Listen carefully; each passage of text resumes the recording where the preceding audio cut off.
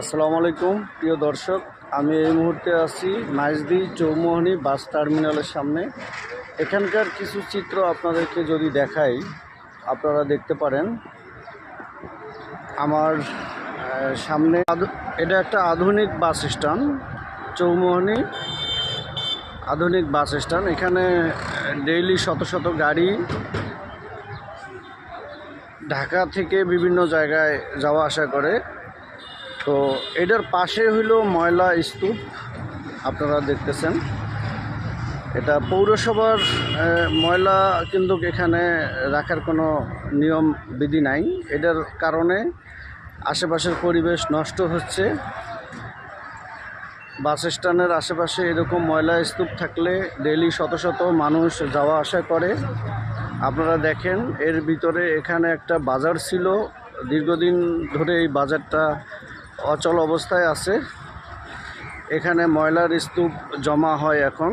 আপনারা সাথে থাকুন, আমি দেখাচ্ছি। এটা হলো পৌরসভার পানির ট্যাঙ্কি। এটা বাস স্ট্যান্ড, চৌমোহনী পৌর বাস স্ট্যান্ড। এর দৃশ্য আপনারা দেখছেন। আর এর পাশে হইল এই বাজারটা। এই বাজারটা দীর্ঘদিন আগে চালু ছিল, আর এখন এটা ময়লার স্তূপে পরিণত হয়েছে। দেখেন আপনারা,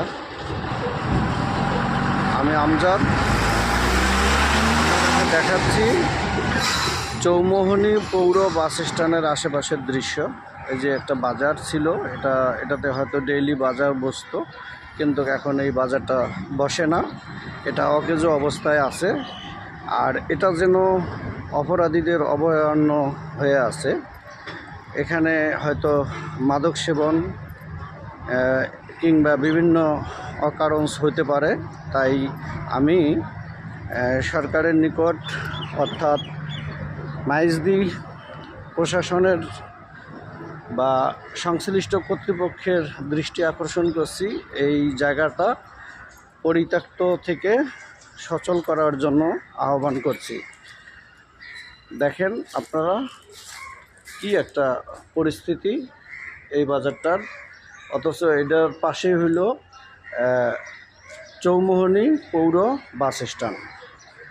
আর এখানে হাজার হাজার যাত্রী আসা যাওয়া করে এখান থেকে ঢাকা সহ সারা বাংলাদেশে। তো আমি চাই এই খালি স্থানটা অপরাধীদের অভয়ারণ্য না হয়ে যথাযথ কার্যকর ব্যবস্থা গ্রহণ করা হোক। মাইজদি চৌমোহনী পৌর বাস স্ট্যান্ড থেকে আমি আমজাদ, MS টিভি। আসসালামু আলাইকুম।